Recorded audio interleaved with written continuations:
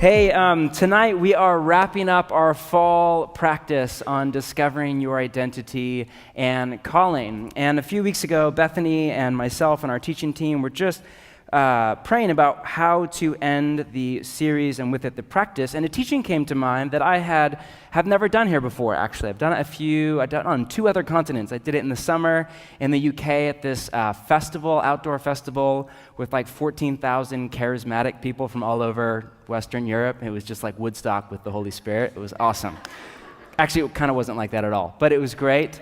And I did it in South Africa a few months before that, and I realized I've never done it here. And this is just something that I have been learning in my own journey of discovering my identity and my calling that I find helpful. And I think you will find it helpful as well. If not, come back next week, okay? Let's start off here in Genesis chapter 37. Take a look at verse 2. This is the account of Jacob's family line. Joseph, a young man of 17,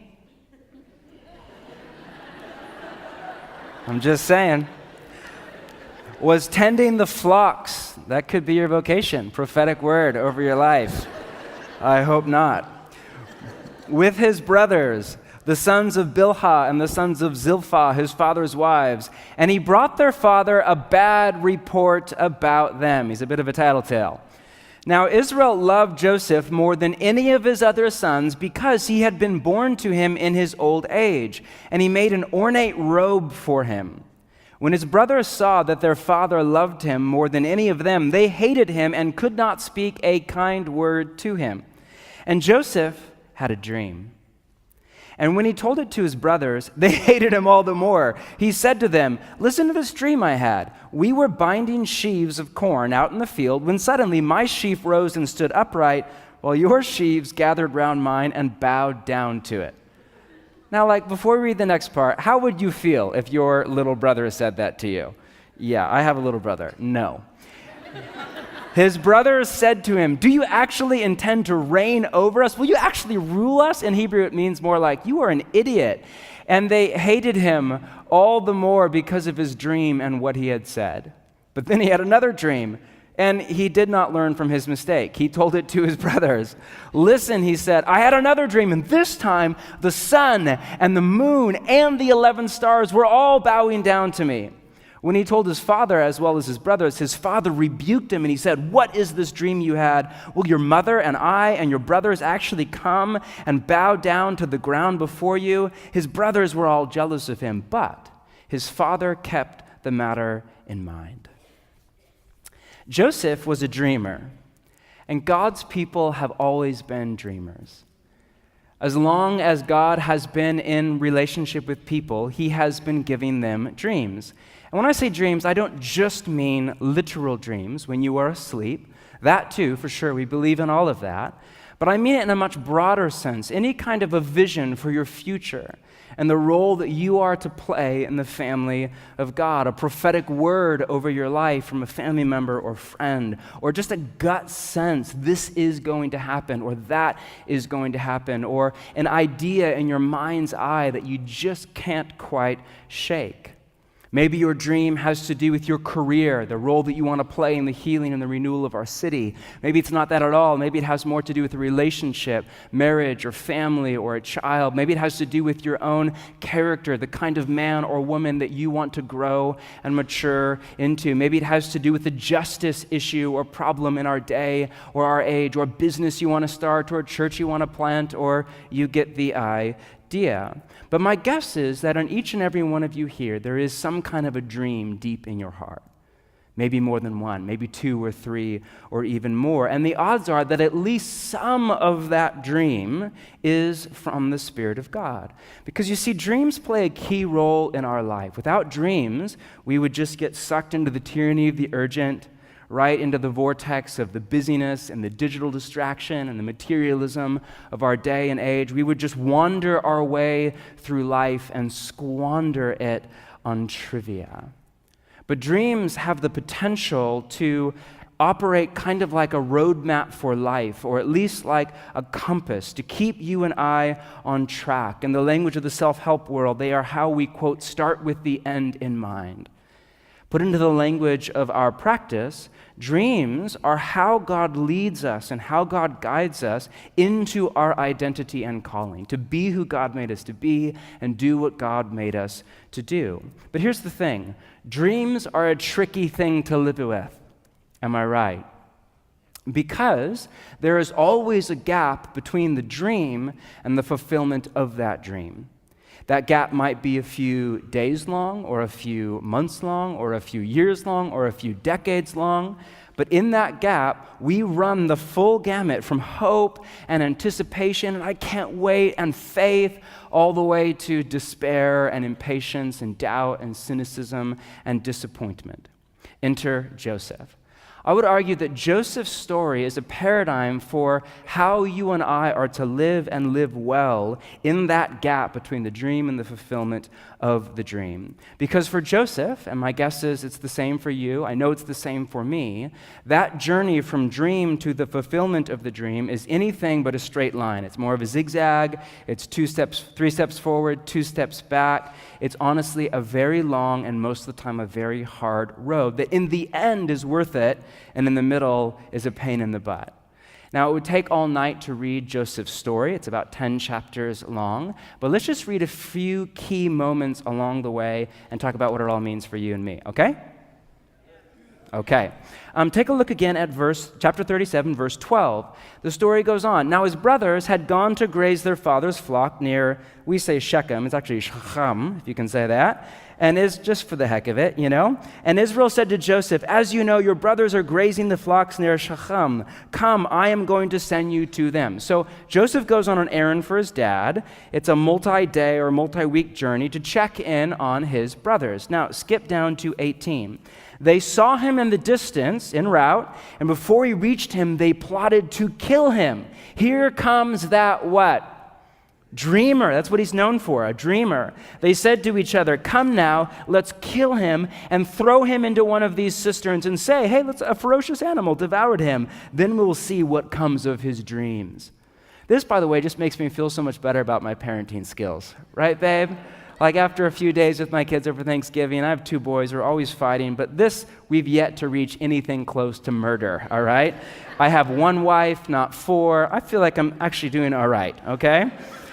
And in the story, so they conspire together and they plot and they take Joseph and they first throw him into a cistern to kill him later.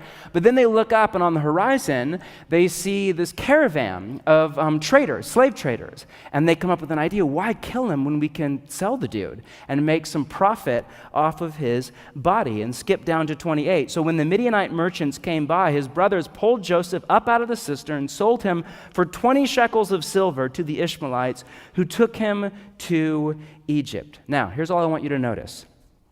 Joseph has a dream, and then the very next story is the exact opposite of that dream. Instead of Joseph's brothers bowing down to him, Joseph is bowing down to all sorts of other people. Joseph goes down to Egypt, not up to the father, and he goes down not as a master, but as a slave. Then, if you know the story, it goes on to make matters worse. He is a slave and actually does a great job to this Egyptian by the name of Potiphar, but there's a run-in with Potiphar's wife, and Joseph is innocent, but there's a false accusation, and in the end, he is in prison. And then we read this, turn over to chapter 40. Years go by, Joseph was a slave, now he is in prison. Sometime later, the cupbearer and the baker of the king of Egypt. So those aren't just like people that work in the kitchen. Those were both like advisory roles to the king, or in this case, to Pharaoh. Pharaoh was angry with both of them, the chief cupbearer and the chief baker. So he puts both of them into the prison, and lo and behold, what a coincidence, it's the exact same prison where Joseph is.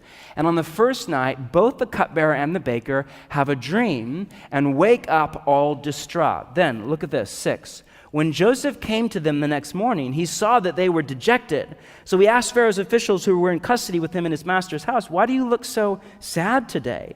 We both had dreams, they answered, but there's no one to interpret them.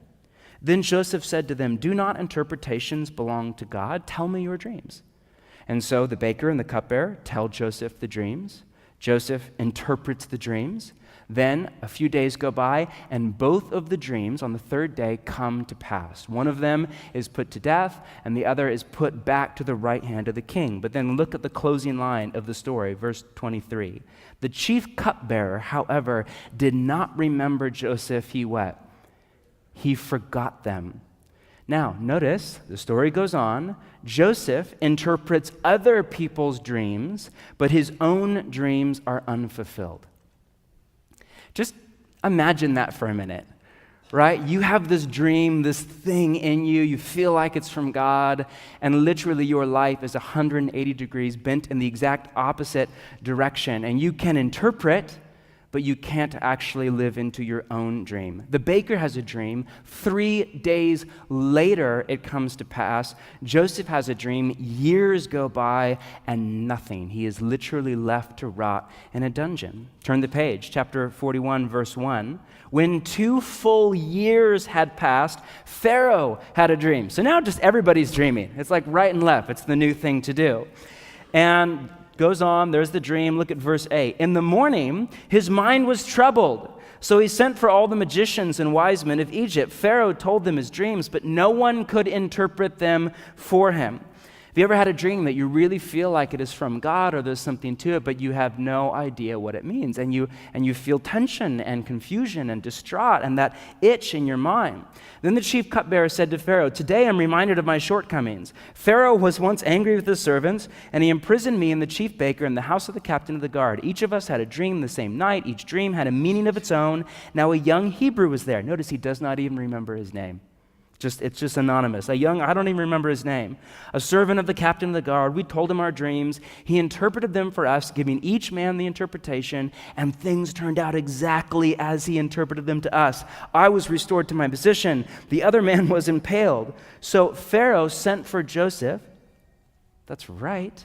And he was quickly brought from the dungeon. When he had shaved and changed his clothes, he came before Pharaoh. So there's a twist in the story. Out of the blue, out of nowhere, you go, if you're Joseph, you go from the dungeon to right in front of the most powerful man on earth at that time. And Pharaoh said to Joseph, "I had a dream, and no one can interpret it. But I've heard it said, rumor is, that when you hear a dream, you can interpret it." Notice 16. "I cannot do it," Joseph replied to Pharaoh, "but God will give Pharaoh the answer he desires." Okay, notice just for a moment, all of that cocky ego, it's all gone. It's been beat out of him by prison and years. He's older, he's a bit wiser. Now there's a humility about Joseph. Oh, I can't do it. But there's still a faith. God can. And Pharaoh tells the dream. Then in the story, Joseph interprets the dream. Then skip down to 39. Then Pharaoh said to Joseph, "Since God has made all this known to you, there is no one so discerning as wise as you." So when he was young, he was an arrogant fool. Now he's marked by a humility, and he's thought of as the wisest man in the empire, right? And you would imagine it would be pretty hard to impress somebody like Pharaoh. "You shall be in charge of my palace, and all my people are to submit to your orders. Only with respect to the throne will I be greater to you." Wow, okay, so now the dream is just starting to come to pass. The slave is now, everything is turned upside down or right side up, and he's made into a ruler. But still, the brothers are not in the story. And it's been years since that dream and years since the brother. Turn to chapter 32. Look down, in the story, there's a famine now. It all has to do with Joseph's dream, if you know it. There's a famine, and the brothers are, multiple week journey up to the north. And the family, Joseph's family of origin, is out of food and starting to go hungry. And so Jacob, the dad, says, "All right, boys, you go down to Egypt and buy. We have money, but we don't have any food. Go buy food." So the brothers come down, and guess who is the one there to sell the food? It's little brother Joseph. Take a look at 6. "Now Joseph was the governor of the land, the person who sold grain to all its people. So when Joseph's brothers arrived, they bowed down to him with their faces to the ground." Are you picking that up? As soon as Joseph saw his brothers, he recognized them, but he pretended to be a stranger, and he spoke harshly to them. "Where do you come from?" he asked. "From the land of Canaan," they replied, "to buy food." Although Joseph recognized his brothers, they did not recognize him. Then he remembered his dreams. Can you imagine? You're just at work one day, running the empire, whatever it is you do, saving the world from starvation, one shady business deal at a time, whatever. And in walk your brothers. There's Reuben, there's Judah, there's all the men that sold you into slavery. And after all of these years, that itch in the back of your mind that would never go away, was that dream from God, or was I crazy? Is there a God? Is God actually with me? Or am I all alone in the world? And then there are the brothers, next thing you know, bowing down in front of you, just like in the dream. Now, next in the story, there's a whole bunch of drama that we don't have time to get into. Turn over to chapter 43. Long story short, the brothers go back home. Still no clue that was little brother Joseph. Go back home. A few more years go by. They run out of food again. They take a road trip down to Egypt to buy more food again. And then we read this, chapter 43. Look down at verse 26. When Joseph came home, they presented to him the gifts they had brought into the house, and they what? Bowed down before him to the ground. Are you picking this up, right? We read it not once, but now twice. Then there is more drama, a whole lot of stuff, and Joseph just can't keep it in anymore. Chapter 45, verse 1. Then Joseph could no longer control himself before all of his attendants, and he cried out, "Get out of here! Leave me alone!" And then Joseph, verse 3, said to his brothers, "I am Joseph. Is Dad still alive?" But his brothers were not able to answer him because they were terrified at his presence. And you would be too. Can you imagine? Dang, little brother that we sold into slavery is now the second most powerful man on earth, and our life is literally in his hands. But then Joseph said to his brothers, "Come close to me." Imagine the fear, the trepidation. When they had done so, he said, "I am your brother Joseph, the one you sold into Egypt, and now do not be distressed. Do not be angry with yourselves for selling me here, because it was to save lives that God sent me ahead of you. For 2 years now there has been famine in the land, and for the next 5 years there will be no plowing and reaping. But God sent me ahead of you to preserve for you a remnant on earth and to save your lives by a very great deliverance. So then it was not you who sent me here, but God. He made me father to Pharaoh, lord of his entire household, and ruler of all Egypt." And the story goes on. What a story, right? And that's the short version. If you're new to the Bible, go read it on your own week off. Now, there's a lot that we can learn from this story about how to live in that gap between a dream and the fulfillment of that dream. Tonight, I want you to notice 4 things about Joseph's dream. When the dream finally comes to pass, it is 1, different, 2, harder, 3, longer, and 4, better. A short word on each. First off, different. Joseph, in the dream, sees all of his brothers bowing down to him, but he does not see Egypt.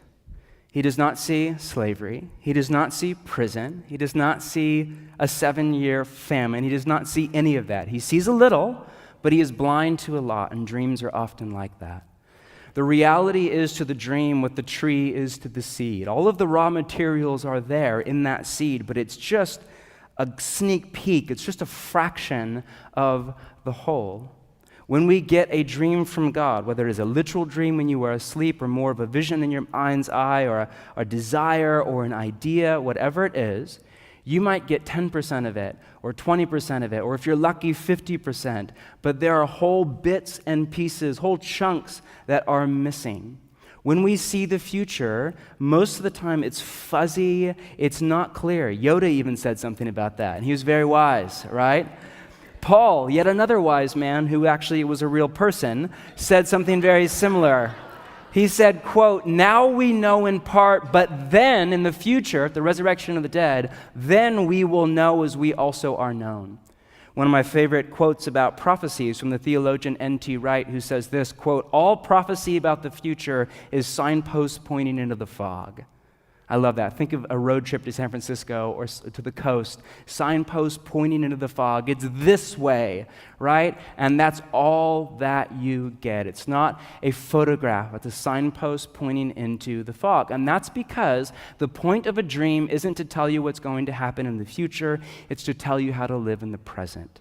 Let me say that again. The point of a dream or a vision or prophetic word over your life or a sense from God isn't to tell you what's going to happen in the future. It's to tell you how to live in the present. In fact, God seems to be against his people knowing the future. There is an ancient sin that we read about all through the Old Testament that was called divination, where men and women would divine the future through a witch or a spiritist or a medium of some kind. And divination is still alive and well. Why? Because there is a human bent in all of us, whether it's in the occult or right in the church, to want to know the future, whether it's through astrology or a palm reader or through long-range business planning and reading in this seminar, or like in the church tradition I grew up in, like crazy end-of-the-year prophecy update things about the end of the world and Revelation and a chart of exactly how it would happen week by week by week for the 7-year tribulation. Like, what in the world? Where are you getting this from? My goodness. We want to know the future because we think that knowledge is power, and we think that if we can know the future, then we can have control over the future, and if we can have control over the future, then we don't have to trust God, and pretty much none of us want to trust God, at least not until we're pretty far down the path in our apprenticeship to Jesus. In fact, the main thing that I have come to believe God is teaching me and you in the years over our maturity is to trust. Decline in anxiety, and arise in trust and peace and hope and surrender to the living God. God doesn't want us to have control. He wants us to have faith. That's why God will rarely, if ever, tell you what exactly is going to happen. Instead, he will tell you just enough about tomorrow to show you how to live today.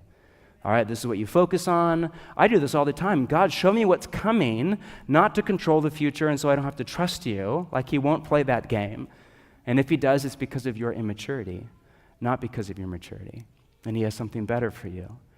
But because I need to know, what do I focus on right now? What do I give my time to, my money to, my energy to? What should I be on the lookout for and watch out for right now? What do I need to know about this season of life? And is there a pitfall I need to avoid? Is there something I need to focus on in a relationship or a life or a work thing? Like, those are the questions to ask.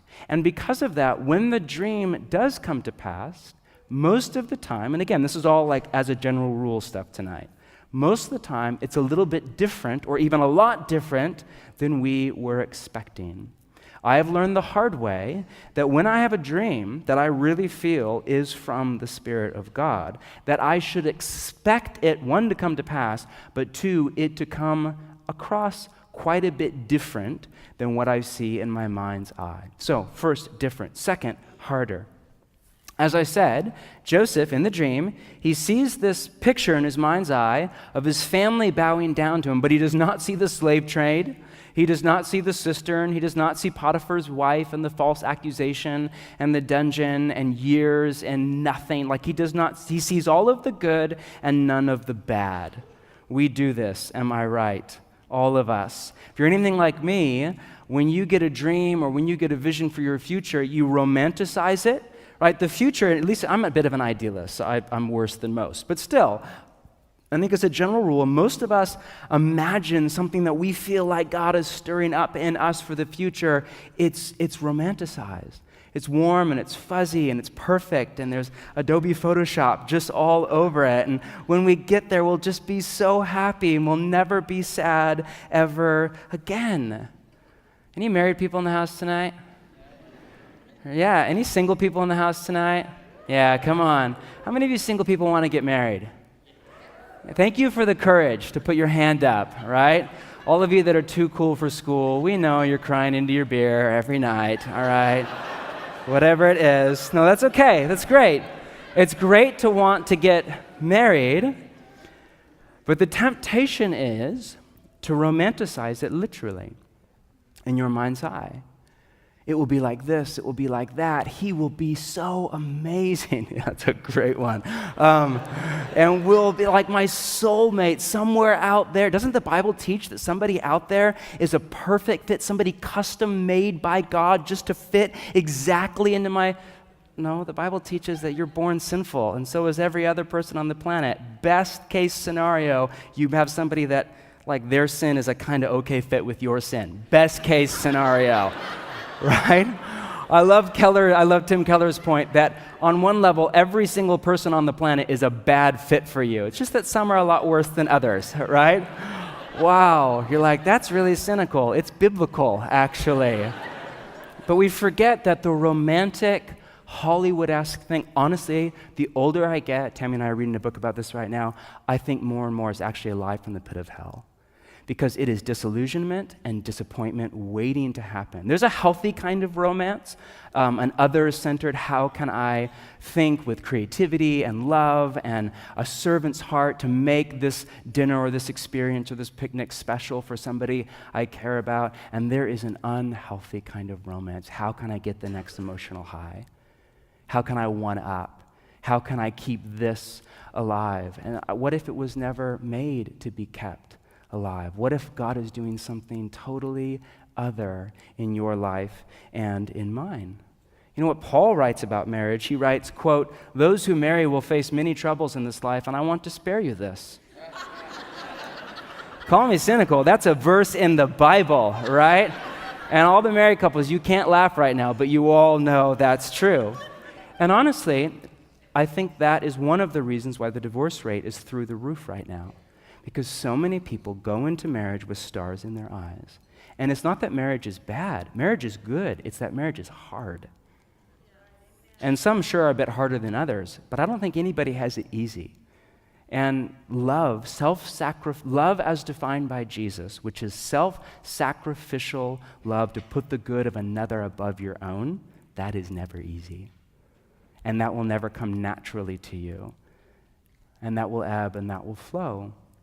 And of course, the invitation of Jesus is to love a person exactly as they are, through every stage, through every age, through every size gene, through everything, to love somebody exactly as they are. My point is, it's really easy to romanticize the future, whether it's marriage or your career or a thing you want to do for God or it's really easy to romanticize it in your mind's eye. You know, we think that life is the straight, linear kind of arrow to success.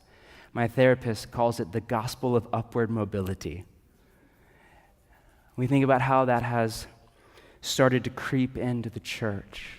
We have this sense like life will just keep getting better and better and better and better, and then I'll like go from this to wealthy to super wealthy and then all of a sudden I'll turn in famous and I'll be beautiful. And like, okay, that's an exaggeration. But we have this thing, it will just get better and better. Hashtag the best of yet to come. Isn't that a Christian hashtag right now? When the reality is, yeah, there's a bit of truth in that, but life is not always exactly like that. Last year, I wrote a novel, as a hobby in my free time. I wrote a novel for my 3 kids, just to nerd out and have fun.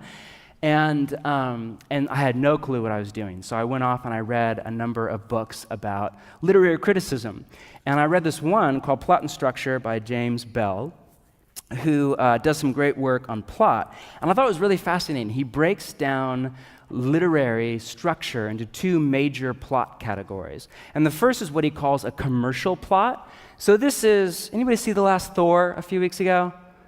Okay, that's a good movie, all right? And an attractive man. That's a whole thing. So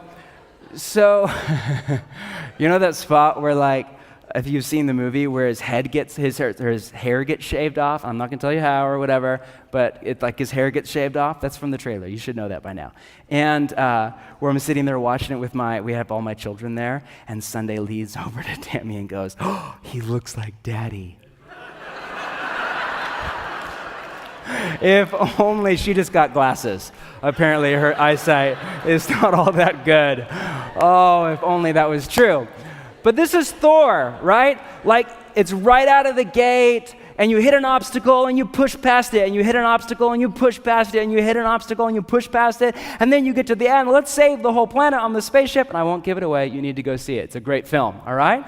My point is, like, this is every blockbuster movie in the summer. This is a page-turner novel if you have one. This is a TV series you just can't put down. It's a commercial plot. Then there's another type of plot that is called a literary plot.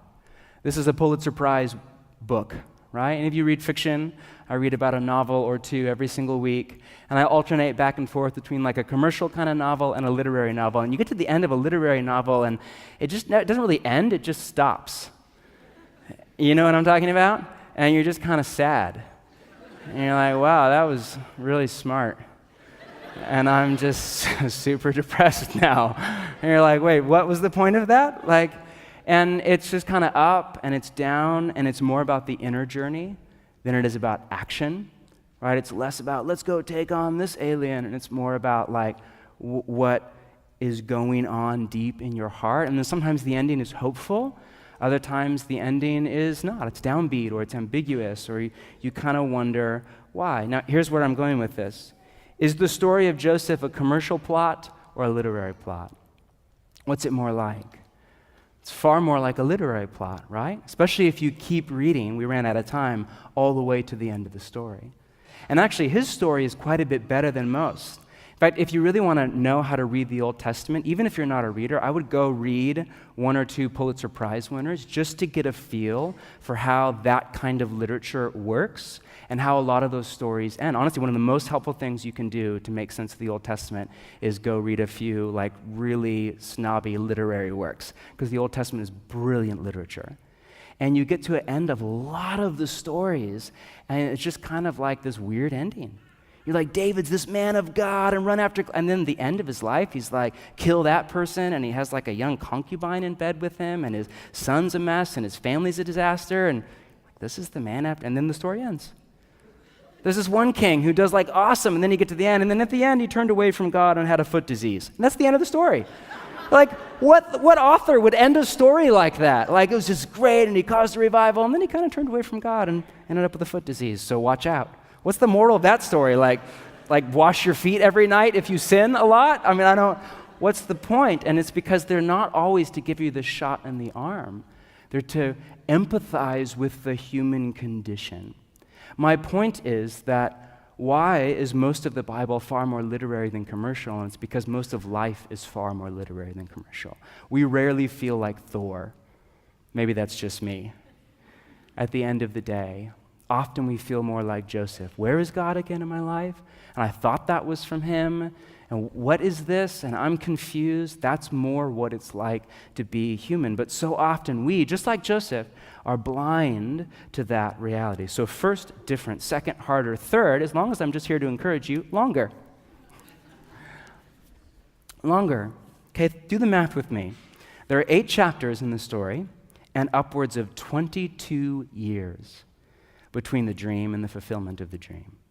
Joseph is 17 when he dreams. He's 30 when he becomes the ruler of Egypt, but 9 more years go by, 7 years of plenty and then 2 years of famine before the dream even starts to come to pass. 22 years, my friends, is a very long time. As is often said, there is a time gap between the conception of a dream and the birth of a dream. Often God, just like he did with Mary on that first Christmas, will impregnate your heart with something, a vision for your future and the role you are to play in the family of God. But it's long before that dream will actually come to birth in the world. If you're anything like me, you hear from God and you think, great, let's do it. I had a dream a few nights ago. Woke up early, dream journal out, writing it down. I was like, okay, Thursday sounds good. Does that work for you, Jesus? All right, what if that reality is months away or years away? What if it's 22 years away? Often the dream comes long before God's timing. As a general rule, the larger the dream, the longer the waiting period, and the smaller the dream, the shorter the wait. Small dream, short wait. Large dream, long wait. But either way, this waiting period is usually way longer than we expect. Did you see that one line at the beginning of chapter 41? Quote, when 2 full years had passed. Again, the Bible is scripture. It's also literature. You have to pay attention to the details. That one short throwaway line has so much to say. Think about it. For 2 years, Joseph is just sitting there in prison. Can you imagine how he would have felt during that time? No word from God, no prophecy, no access to the Holy Spirit like you and I. No wake up in the morning, make your Chemex in the jail cell, open to a psalm, do a little listening prayer. It's a picture from the Holy Spirit. That feels really good. Go to your Bridgetown community on Thursday night, share a meal, share your heart. It's really hard. I just feel like I'm waiting. I'm waiting too. I'm with you. It's okay. Community. No. You're all by yourself in a cell, no other worshiper of the one true God anywhere near you, no prophetic word over your life, and you're just stuck there waiting. Right now, how many of you read through the Bible in a year? Anybody in the room? I'm guessing at least a few of you. Yeah. And so I get, at the end of the year, if you read through the Old Testament, December is like all the minor prophets or the short prophets. And so I think I'm a few weeks behind. I'm in Daniel. Where are we supposed to be right now, Bethany?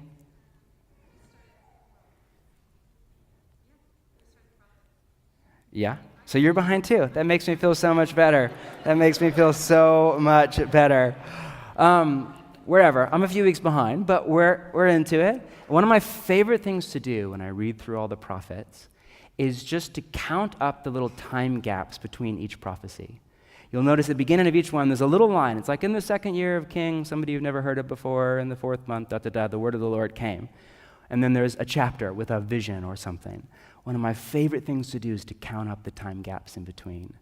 And you realize, man, it's easy to read that story and think, man, Hosea or whoever is just hearing from God right and left, and realize, that was over 20 years. There are 4 times of hearing from God over 2 decades. Daniel, I think there's 6 over 30 years or something like that. 60 years. 6 over 60 years. It's once a decade. And it's easy to forget in the long, slow work of God in our life. And waiting is hard, am I right? I should know, I'm really bad at it.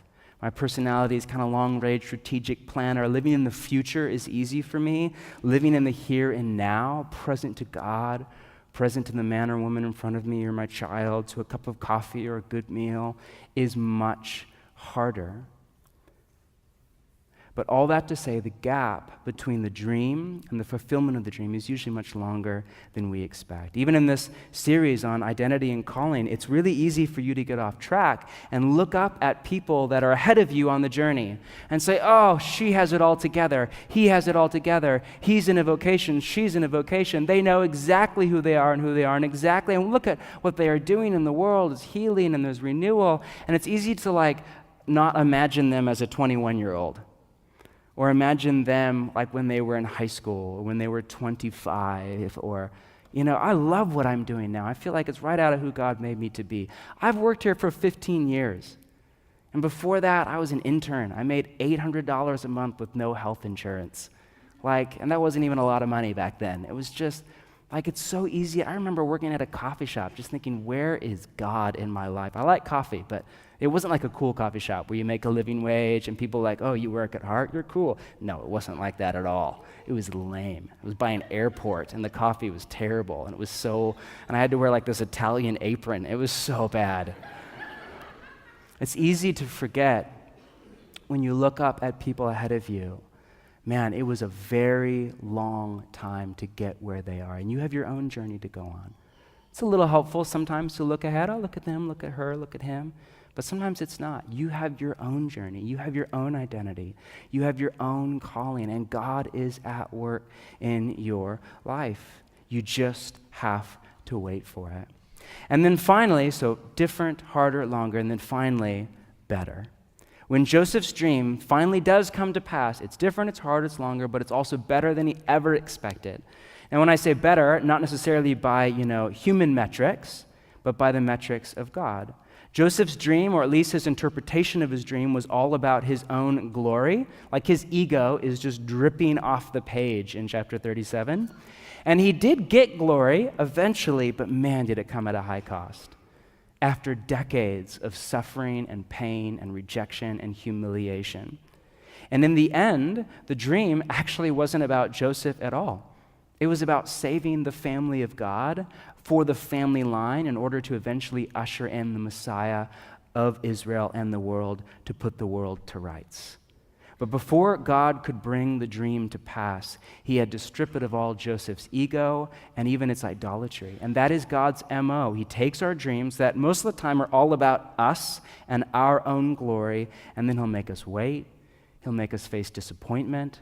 Things won't go exactly as we hope. Won't exactly hear from God in the way we want to. We'll live in the confusing kind of in-between.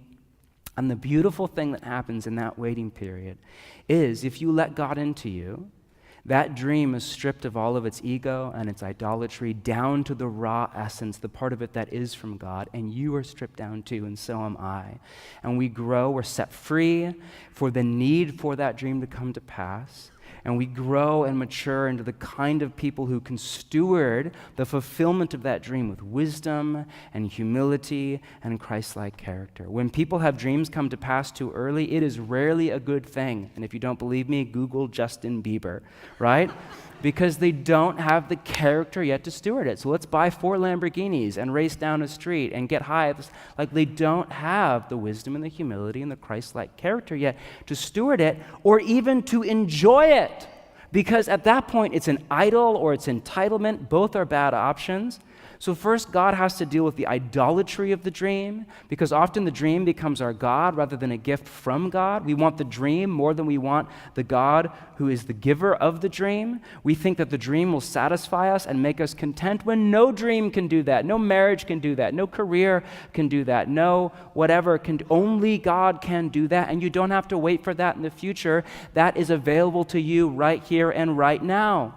This morning I was thinking about that line in Philippians, I can do all things through Christ who strengthens me. People tear that out of context and leverage it as some little self-help line for I can do this thing, or I can get a wife, or I can start a business, or I can make money, or I can plant a church, or whatever. And in context, what is he writing about? If you know Philippians, he's writing about contentment. And he's saying, I've been poor and I've had plenty of money, and I have learned to be content in any and all circumstances. Quote, I can do all things through Christ who strengthens me. You want to know what's way harder than starting a business or having faith or raising money or whatever your mountain is, whatever your Goliath is being content in the here and now. And the one and only way to do that is through Christ Jesus who strengthens me. In the here, in the now, whether you're in your dream job or you are at some dead-end minimum wage thing that you are just God save me. Whether you're brand new and you can't wait to go to work every morning, or you've been there for a while and you're dead tired. Whether your marriage is a dream come true or something else. Whatever it is, wherever you're at, you can do all things through Christ who strengthens you. You can be content. You have everything you need to live the way of Jesus, to live what Jesus called life to the full, right here, right now. 17 years old in high school, 82 years old, a gal I was chatting with this morning, and nearing the end of your health. You have everything you need, right here, right now. And you can do this through Christ Jesus. There's no other way, who strengthens you. But God will often let you sit there and wait, and he'll often even let that dream die in order to free your heart from its need for the dream to come to pass, for its idolatry, to bring you to a place where you are content with God himself, with food and with clothing. And anything else, you say, I have shelter, I have a heater, I have a community, I can read, I can write, I have a job where I make money. Like anything else is all bonus. And then at that point, you're finally ready for the fulfillment. And you're ready to enjoy it as a gift. You're full of gratitude. All the entitlement is gone. And you're ready to steward the dream or the fulfillment of the dream with wisdom and humility and Christ-like character. That's why dreams so often go through the cycle of death, burial, and resurrection, just like Jesus. There's a death to the dream, an Abraham and an Isaac kind of moment. There's often a burial. You just feel it's over and dead. But then frequently, not always, frequently, if the dream is from God, there is a resurrection.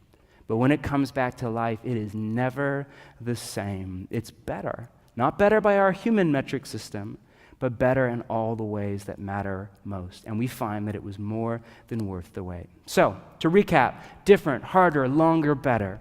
Sounds like a Nike advertisement, but actually, I would argue it's a biblical theology of dreams. In fact, I would argue that you could lay this template over pretty much any character and any dream in the Bible. Moses and his dream of the Exodus, Paul and his dream of apostle to the Gentiles, David and his dream for the temple, or whatever it is. As I said before, God's people have always been dreamers. To end, and Gerald is en route up here to lead us in a little bit of listening prayer, but I think this weekend is just a call to dream, and to dream well. Dream way bigger than just the tired, old, uncreative American dream. Don't dream about yourself. I mean, dream about the role you are to play, sure, but don't dream about like a bigger house, or a new car, or a new cell phone, or whatever it is. I mean, there's nothing wrong with that stuff, but dream into your identity and your calling. Open up your mind's eye and even your heart to the Holy Spirit and allow God to drip deep into you a dream. And when it's different, trust God. That's what he's after, is your trust. That's where freedom comes. When it's harder, don't give up. Man, so many people never experience the fulfillment of a dream because they bail way before. You just don't give up. Just give it. Wait, go. When it's longer, wait. We inherit the promises in the language of Hebrews through faith and patience. Faith. Some of you, that's a word for you tonight. Faith and patience is the need of the hour. And when it's better, call all of your friends and throw a party. And the best thing about a dream coming to pass is not a dream coming to pass. It's that you have been changed through the process of dreaming. One of the most important things in that story is that Joseph's brothers don't even recognize him. That's what God will do with you and your transformation. If you open up your life to his dream and you wait, and decades often go by, not months, decades, God will transform you and people won't even recognize you. And it will be a beautiful thing. Let's stand and pray.